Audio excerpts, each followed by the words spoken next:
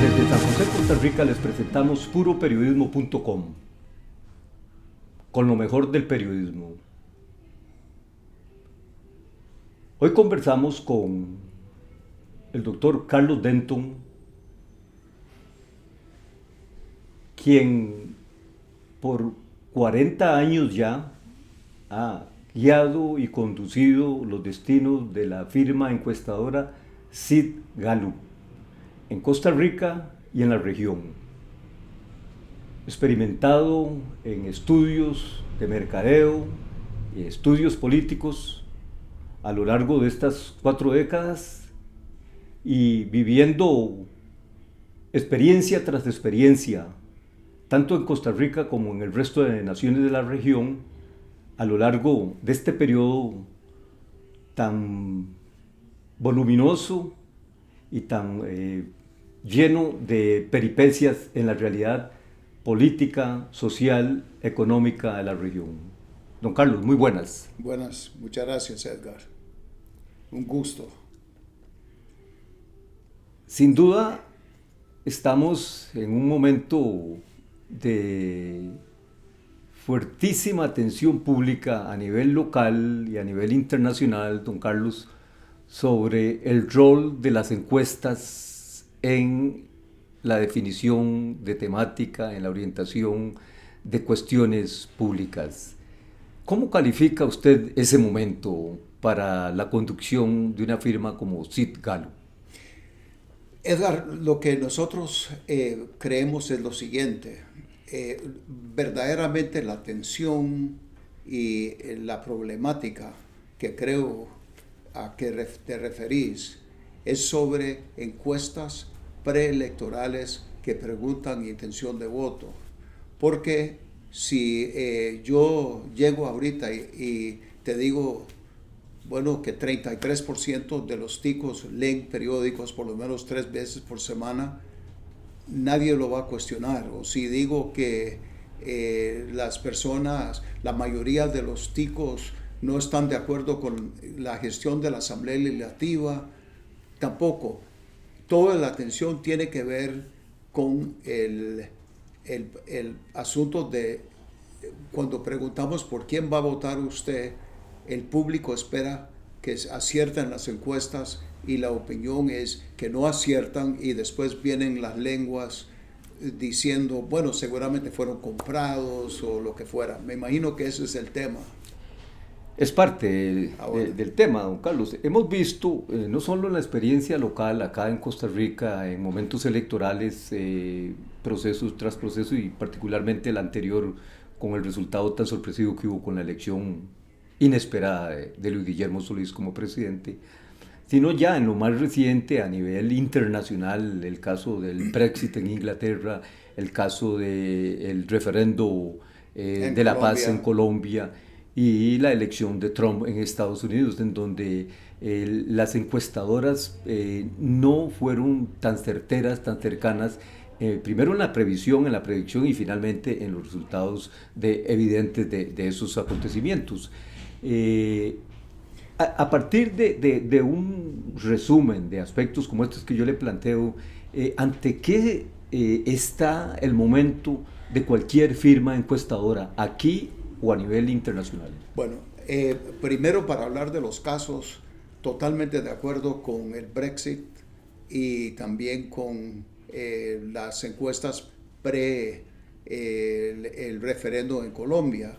Sin embargo, en los Estados Unidos la posición que tomamos nosotros, por lo menos, es de que Hillary recibió 3 millones de votos más que Donald Trump. Es decir, las encuestas lo que dijeron es que con base en la totalidad de una muestra, que ella más bien ganó por los 2 o 3 puntos que se predijo en las encuestas. El asunto es de que por una situación muy especial de los Estados Unidos puede ganar a alguien que no recibe la mayoría de los votos. Entonces, yo entiendo que se ha querido usar el de Donald Trump como un ejemplo, pero la verdad es de que 3 millones de votos más de la persona es más o menos sobre la base en los Estados Unidos. Pero que hay crisis, sí lo hay. Le puedo informar que en Estados Unidos the Gallup Organization no participó en la elección esta pasada vez del todo. Nosotros, por ejemplo, aquí para las primarias ticas no hemos preguntado sobre intención de voto ni publicado resultados de eso.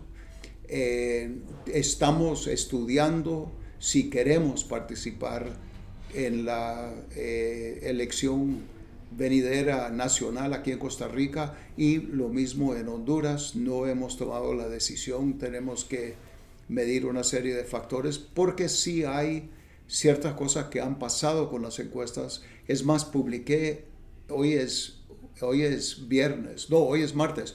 El miércoles pasado publiqué en el periódico La República mi columna semanal, a donde me refería específicamente a eso. ¿Y por qué es? Y lo reproduje en mi página de Facebook. Y los resultados todos son: las encuestas no sirven, las encuestas están mañadas, no sirven, etcétera, etcétera. Y la pregunta es, ¿por qué?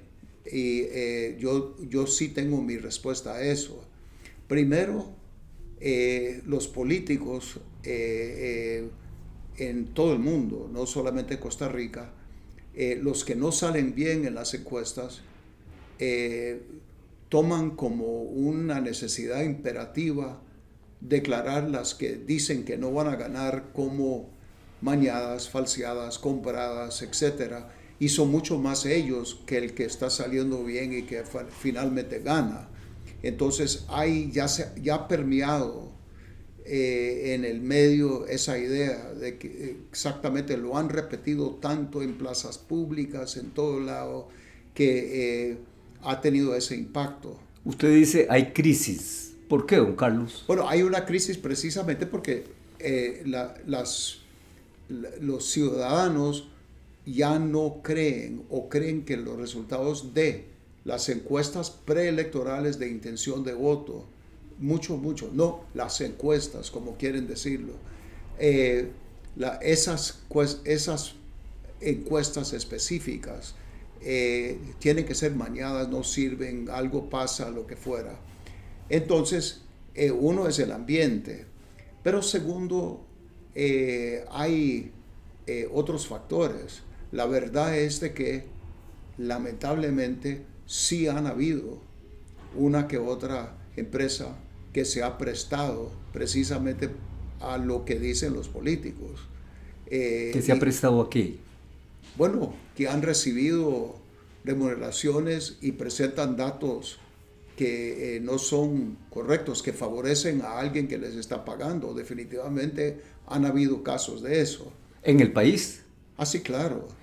¿Y usted cree que eso repercute en la credibilidad del ciudadano? Por supuesto. ¿Por qué? Porque si no, después cuando publican resultados que no son ciertas, lo que ocurre es precisamente, la gente por supuesto dice, mire, antes podíamos confiar, ya no. Y en ese sentido, el daño está hecho por Claro. quienes han incurrido en él. Claro. ¿Cuál es el desafío para encuestadoras como la suya, que se precia de una trayectoria de limpieza? Bueno, la cosa es de que nosotros tenemos 40 años en esta actividad y operamos ahorita, solo para contar, comenzamos en una casita en Heredia en 1977, hace 40 años, y aquí estamos con instalaciones, personal, proyección de imagen, etcétera. Después uno no logra sobrevivir por 40 años vendiendo datos, para ponerlo así, ¿verdad? O vendiendo resultados. Entonces estamos aquí todavía porque tenemos credibilidad.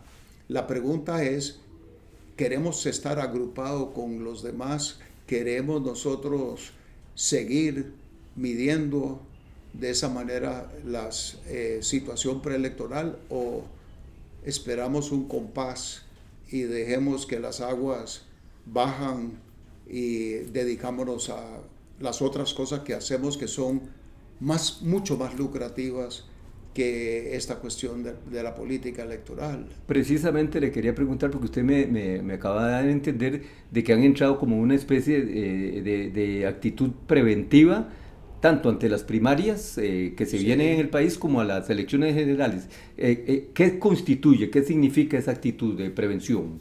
Bueno, la mejor forma de prevenir es no publicar datos, ni siquiera medir intención de voto y no publicar. Porque nunca era algo que esta es una firma, somos dos socios, esta es una firma que tiene interés en lucrar y eso más bien deja dolores de cabeza, ataques, pedradas de la calle en los mejores momentos. Verdaderamente no es algo tan fácil como se ve. Entonces, nosotros podemos decidir a estas alturas por cómo está formada nuestra clientela, que es principalmente no política, es empresarial de todo tipo.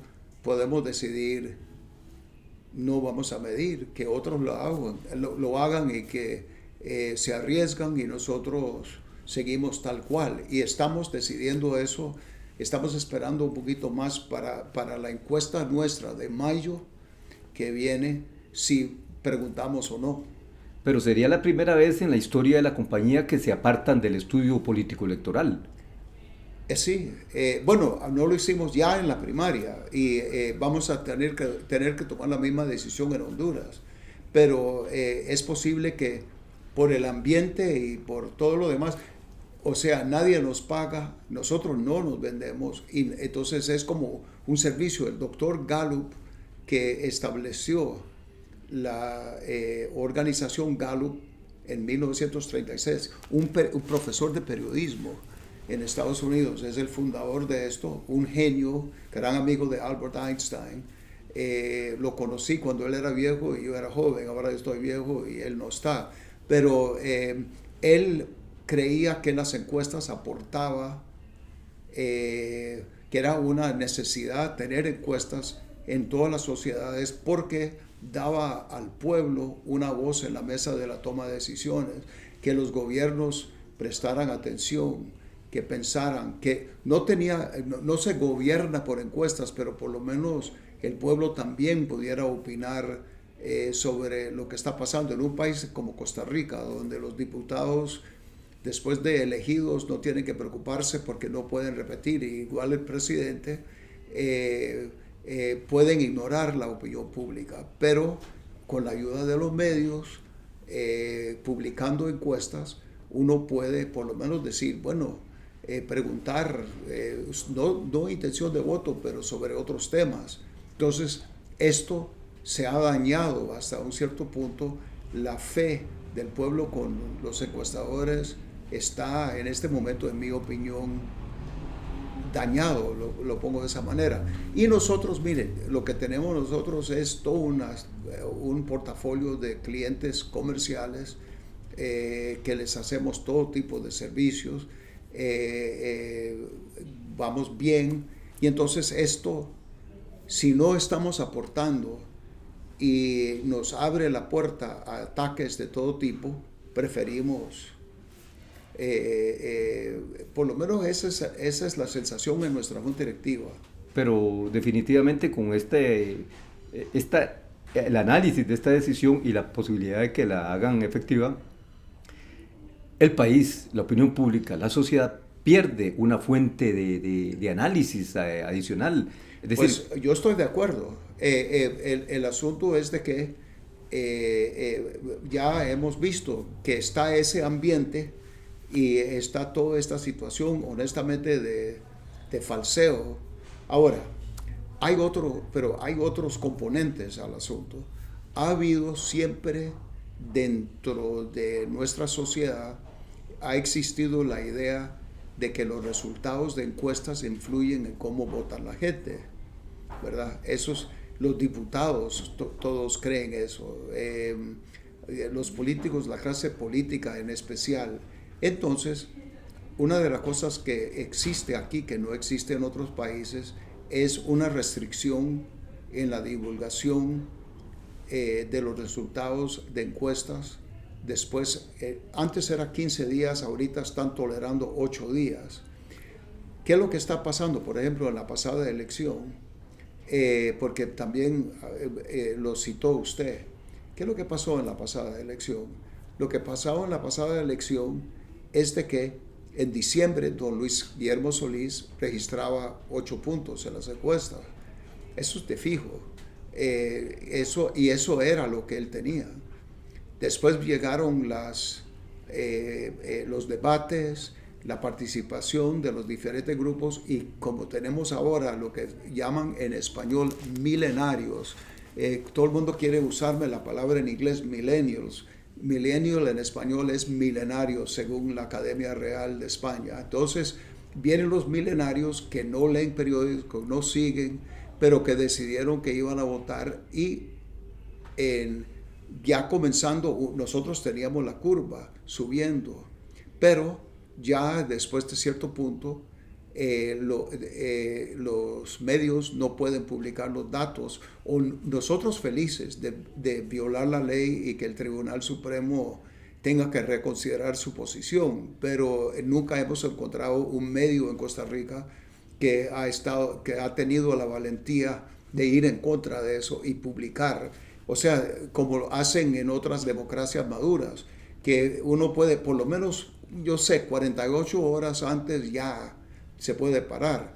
Pero Luis Guillermo Solís iba despegando en nuestras propias encuestas y despegó. Pero entonces... en ese sentido, ustedes en la experiencia de enero-febrero 2014... ustedes registraron ese cambio abrupto, claro, en el comportamiento. Porque él despegó. Ya al fin los jóvenes, los milenarios son personas nacidas entre el 82 y el 2002. Ese es o sea, llegaron a la mayoría al cambio de siglo.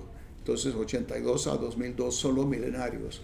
Y ellos lo que viven es en sus celulares y en sus computadoras, y usted sabe, no tengo que explicar todo eso, y no están siguiendo la contienda, no les interesa la política, nunca van a ser miembros de partidos políticos, pero sí, por algún motivo, decidieron que iban a votar. Entonces, cuando llega el momento que en los últimos 15 días comienzan a tomar decisión.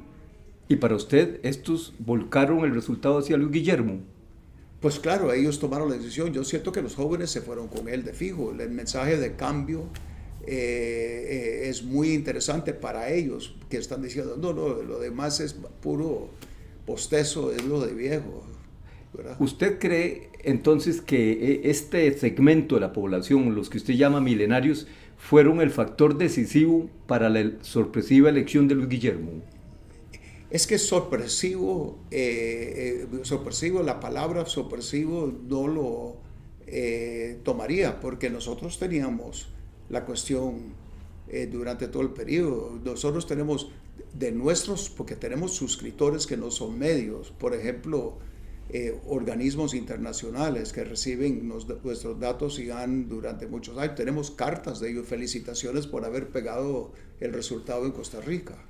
¿Entiende? ¿El de 2014? Sí, señor. ¿El de Luis Guillermo? Sí, señor. Nosotros tenemos felicitaciones de los suscriptores, pero los medios no tienen las agallas, los medios ticos de violar la ley. Entonces, lo que terminamos es con esa situación que nosotros podemos hacer encuestas ahorita para el 2018 que pegan, no se preocupe, pero lo tenemos que divulgar a última hora.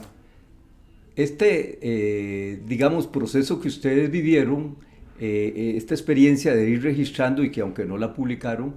es que no lo pudimos, nosotros no somos medio. Estamos pensando en el gerente general de la empresa, que se llama Luis Roberto Jao, estuvo en un avión con Lafitte Fernández el otro día, viajaron a El Salvador juntos, y Lafitte dijo, con $60,000 pueden poner un medio como esto y tener su propio medio, y estamos seriamente pensando porque nosotros sí tendríamos de ir en contra del Tribunal Electoral, no nos importa. Pero lo que usted ha comentado me lleva a la pregunta de que ustedes estaban registrando la subida Sí. Evidente de Luis Guillermo Sí. por encima del candidato que todo mundo daba por descontado, eventual candidato ganador, que era Johnny Araya. Bueno, terminó eso, si no me equivoco, 30-29. Correcto. Sí, correcto. O sea, pero Johnny se retira anunciando que todas las encuestas le presagiaban una debacle en segunda ronda. bueno, nosotros no medimos segunda vuelta del todo, porque él se retiró. Entonces eso era como un ejercicio intelectual innecesario, para ser sincero, porque él se retiró muy rápidamente después, ¿verdad? No era más de 4 o 5 días. Entonces, sí, hubiera sido interesante ver cuántos aguantaban, etcétera, en todo este esfuerzo. Pero al final de cuentas, lo que nosotros tenemos es solamente los resultados de lo que realmente vale la pena conversar, que era la elección del 2 de febrero, ¿verdad? Que esa es la que decidió todo, porque después Johnny, como dice usted, se hizo el ruso, ya. Conversamos con el doctor Carlos Denton, fundador y director general de Sid Gallup, sobre los posibles escenarios en la campaña electoral de Costa Rica que remata el domingo 4 de febrero con la primera ronda de las elecciones generales. Don Carlos, en medio del marco de incertidumbre que se nota en el país, de desafección partidista, de desafiliación partidista, ¿hasta dónde cree usted posible la eventualidad de un aspirante, de un candidato antisistema emergiendo para estos próximos comicios? Siempre se habla, ¿verdad? El outsider, como lo dicen para usar una palabra en inglés. Yo creo que hay muy buena opción para alguien que puede presentarse como una persona no política y que sin compromisos y con ideas innovadoras. ¿Existe en este momento en el país, don Carlos, esa figura?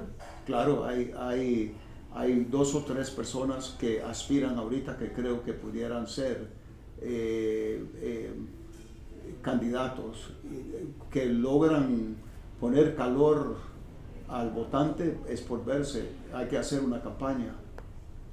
¿Tienen ustedes en sus estudios identificado algún personaje, algún candidato con ese perfil? Tenemos que hacer el estudio en mayo para poder contestar esa pregunta, Edgar. Está un pendiente, pero sí usted ve la eventualidad de que eso ocurra en Costa Rica. Es muy posible que una persona que no se ha perfilado o que se reposiciona de forma dramática, ¿verdad? ¿Y por qué es muy posible, don Carlos? Porque la gente ya está cansada de lo mismo, de las mismas promesas, la misma historia. Se han puesto muy escépticos. ¿A qué va a obligar este posible candidato antisistema, esta posible figura emergente antipolítica? ¿A qué va a obligar a los demás partidos del país? Es que ve que esa pregunta vino con un candidato y un partido. Primero preguntó sobre qué tiene que hacer el candidato, después el partido. El problema que tenemos en este momento es que los partidos se han fragmentado y cada vez estamos yendo más hacia la persona. Los partidos, yo siento que tienen que reconstruirse, algunos de ellos, y quizás repostular sus principios. Cuando usted habla de reconstruirse, ¿usted ve la posibilidad de que partidos tradicionales de Costa Rica desaparezcan en el mediano plazo? Yo no sé por qué no pudieran perfectamente desaparecer. ¿Por qué? Porque el partido en nuestro país es más, uno se identificaba.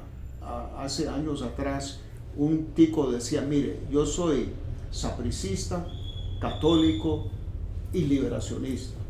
Ahora, y ya todo el mundo decía, ya sabemos exactamente quién es esa persona. Siguen con el equipo de fútbol, la religión ya no tanto, y los partidos políticos ya nadie, o por lo menos entre las personas menores de 40 años, el partido no es un factor definitivo. Y cuando usted habla de reconstruirse los partidos, desde su experiencia de analista, de investigador, estudioso de la realidad política local y regional, ¿qué les recomienda a los partidos? Los partidos tienen que regresar a los pueblos, tienen que tocar puertas y tienen que ofrecer canales de comunicación con el gobierno, soluciones reales a los problemas de las personas donde viven. Tienen que hacer a la persona sentir otra vez que pueden participar y impactar en lo que es la conducción de la política en el país.